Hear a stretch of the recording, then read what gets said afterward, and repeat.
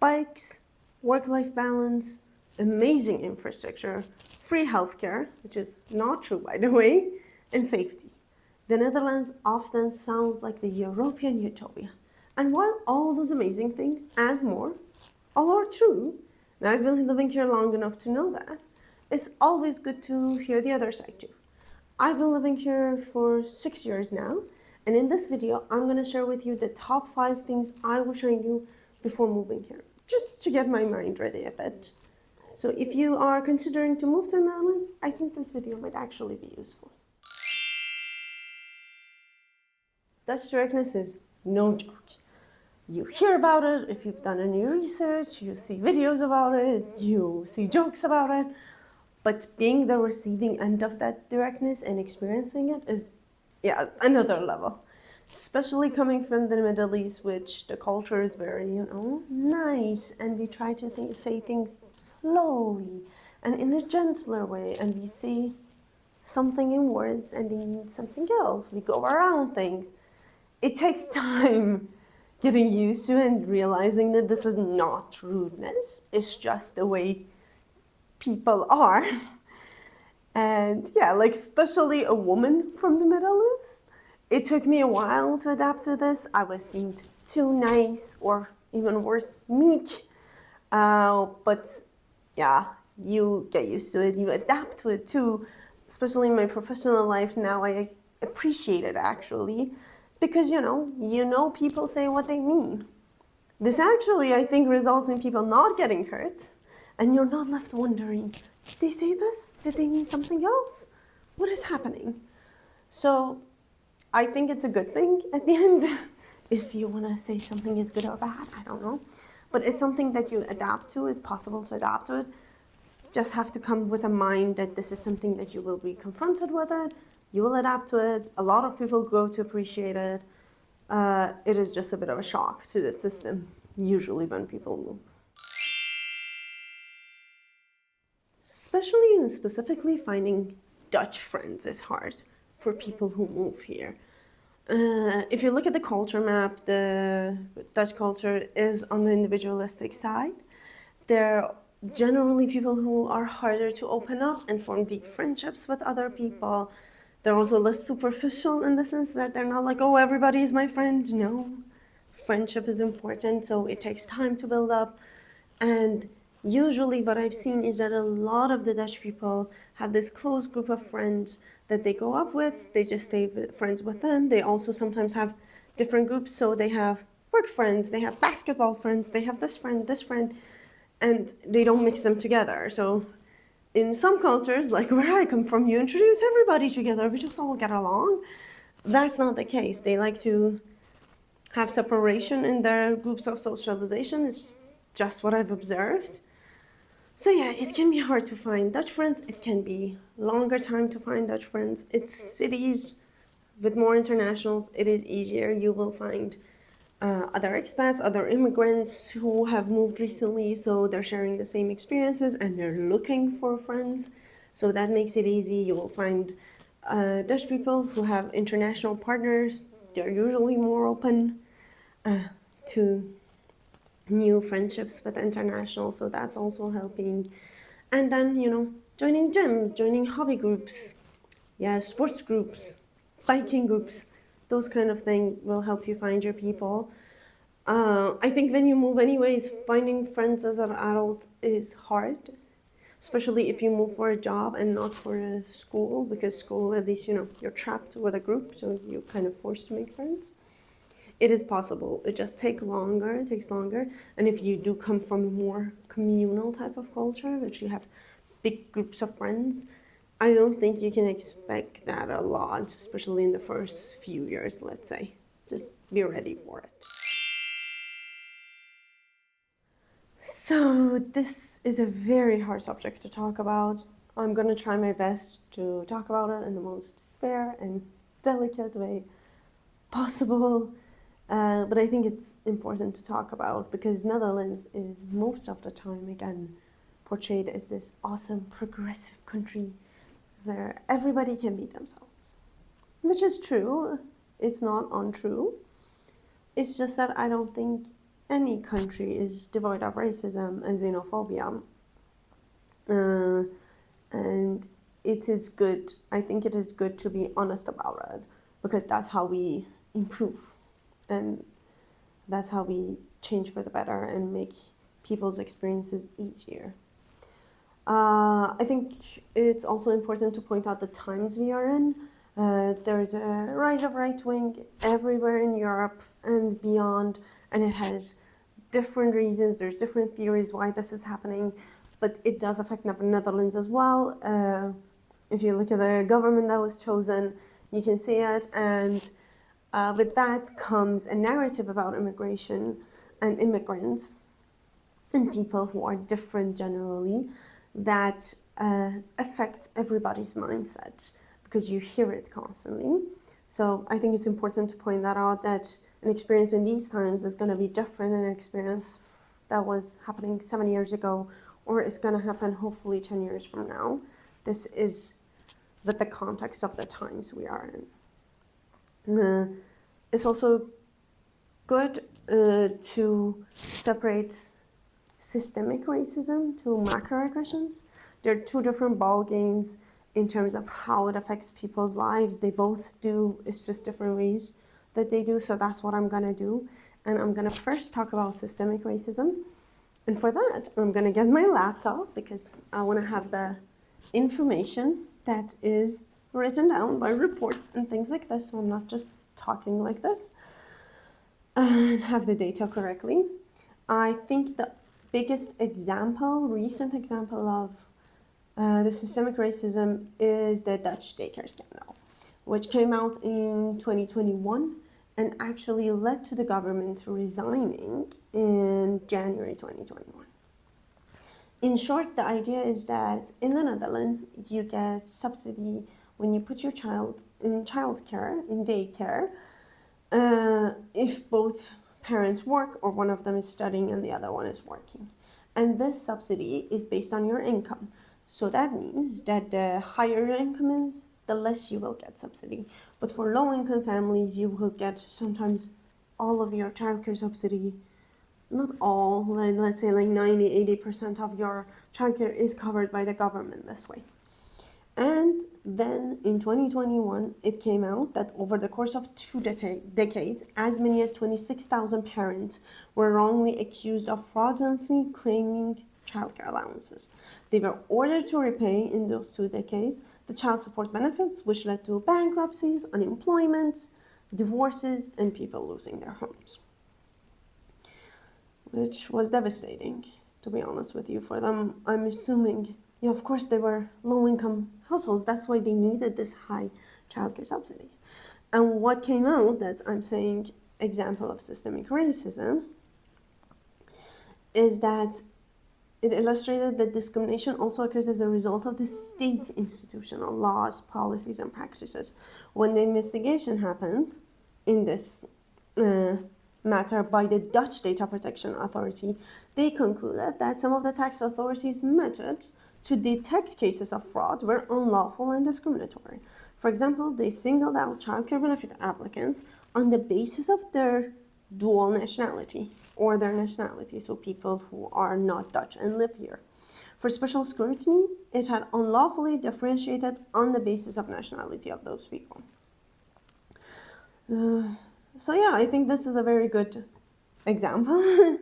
It's also good to point out that after this came out and after there was an investigation in it, there are a lot of systems being in place to fight these algorithms, to make it fair, and the families are being compensated. And I think it is, commendable that the government actually resigned over this, and it actually came out, first of all, and there are actions being taken to hopefully mitigate for these types of discriminations. But yeah, of course, those parents, this is not going to give this back to them. And all these people have been affected by this. Around the same time, so in 2019 and 2020, you can see reports of talking about how people with immigration background and Muslims in particular experience the highest levels of discrimination in Dutch society, so not necessarily systemic all the time, but discrimination, which maybe goes a bit to microaggression sometimes, but we have to see. They experience this discrimination in all domains, including the labor market, the housing market, education, sports, and social media. And for the last one, before I go to the macroaggression part, I want to point out to a UN special report that, according to this, the fact that even members of the second and third generation immigrants who are born and raised in the Netherlands continue to be seen as non-Dutch and different contributes to this discrimination, which I think is really sad. You know, I can see, how if somebody looks at me, they will make the fair and correct assumption that I'm not from here, ethnically or originally, and I wasn't born here. Of course, that not changes, but that shouldn't be the case if I have a Dutch nationality, but that's not true for now. But if I have a grandchild here and they're still not seen as non-Dutch, that is really sad. I see third generation immigrants that only speak Dutch at home and they're still treated this way. So it's not about integration necessarily either, which is a weird word. But you know, it is a reality. And with that, I'm going to go to microaggressions. I'm not going to give a scientific definition of microaggression. I might put it down there, that like a link to something. But microaggressions, for me, they're different in the sense that people who do it, they're not like capital R racists. They don't think they are racist. They don't think they are looking at you differently because you are different.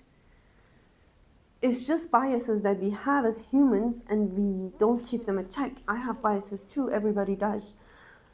It's just that everybody needs to do better and keeping them in check and realizing that they have these biases and trying to not act based on those as much as possible.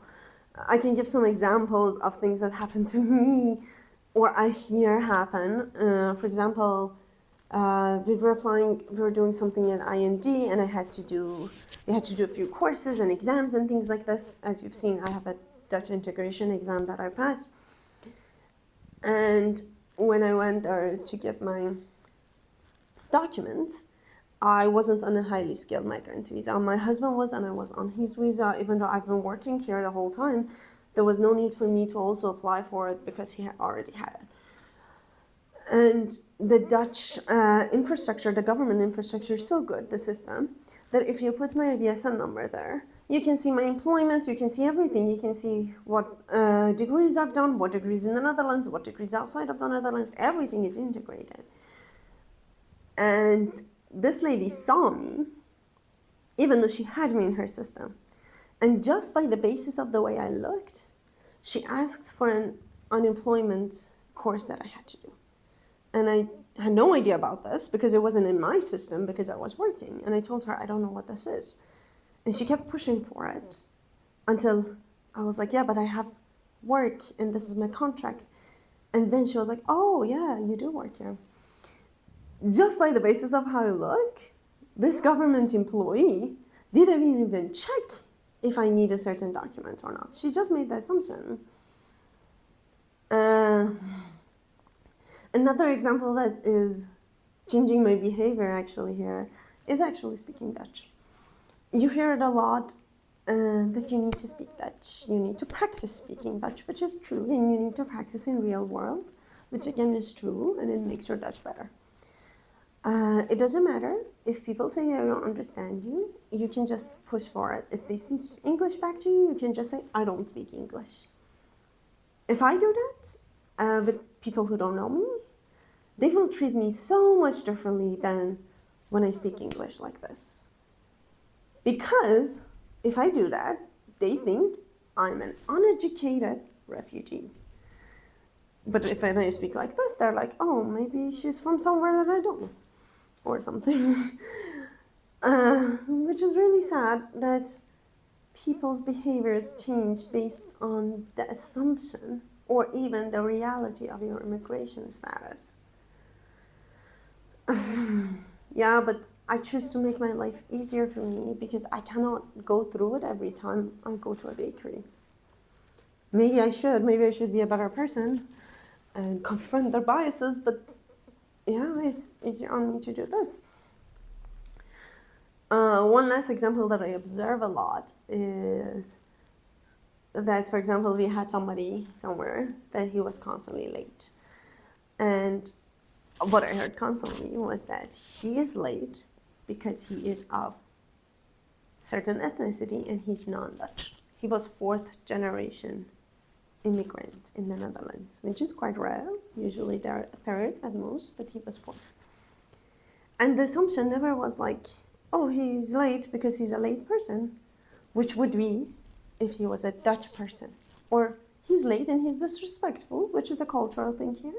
No, he is late because he's not really Dutch. And they would say this also in front of me, which is funny because it shows that they don't see this as something bad. Otherwise, I would think you would hide it. Yeah. So those are my examples of microaggressions that I face or I've seen. Very uncomfortable, sorry. I think, again, it's important to point out that all these examples doesn't mean all Dutch people or the Dutch culture. It just means that we are all human and we all have biases. And we are also prone to stereotyping, which is type of bias, and putting people in categories and groups to make life easier. Again, that's developmentally appropriate for the human mind. It's just that we live in societies now that this type of thinking hurts people and it doesn't work. And we need to be open that these things happen to be able to address them. If you are thinking about moving to the Netherlands, this doesn't mean that Netherlands is racist and not welcoming to immigrants or all the other things. You will most probably have a easier time on this thing than most European countries, to be honest with you. It just means that you need to have realistic expectations of wherever you move to, no country is devoid of racism, depending on how you look. For example, if I don't have a hijab on and I have light hair, I can be passing for some sort of European or American, and I wouldn't confront this until they see my name. My husband doesn't have that luxury because his name is Muhammad, so yeah, that's one. And he has black hair. But yeah, I think it's just that be realistic. It happens everywhere. Just don't make this utopia in your head that this country is going to be perfect in this regard. So that was hard and long and difficult. But now I'm moving to a point that I think everybody agrees with. Life here is expensive. And I mean, expensive. Of course, again, times where inflation, economic downturn, war, all of that is affecting it, and it is affecting it a lot. But the truth of the matter is expensive. If you're deciding to move anywhere, including here, just to set your expectation again, I think it's good to not just look at like, oh, in the first year, we're going to bootstrap, we're going to spend this much money, and that's it. It's good to know that at some point, normally you will have a bigger life, a bigger expenses, all those stuff. I'm not saying you will have a huge house or anything. It's just the natural way of a lot of human behavior that you can't be frugal unless you have to for a long time on everything. For example, when my husband and I moved here for the first 3 years, we moved to a tiny 1-bedroom apartment in the middle of the city. We got so lucky with it. It was also furnished. And we didn't need a car, and we didn't even need public transport most of the times. I had like a shitty secondhand bike because we were basically middle of the city. And yeah, I think I only spent some money on groceries, of course, maybe a few clothes here and there, and travel. That's all we spent, basically.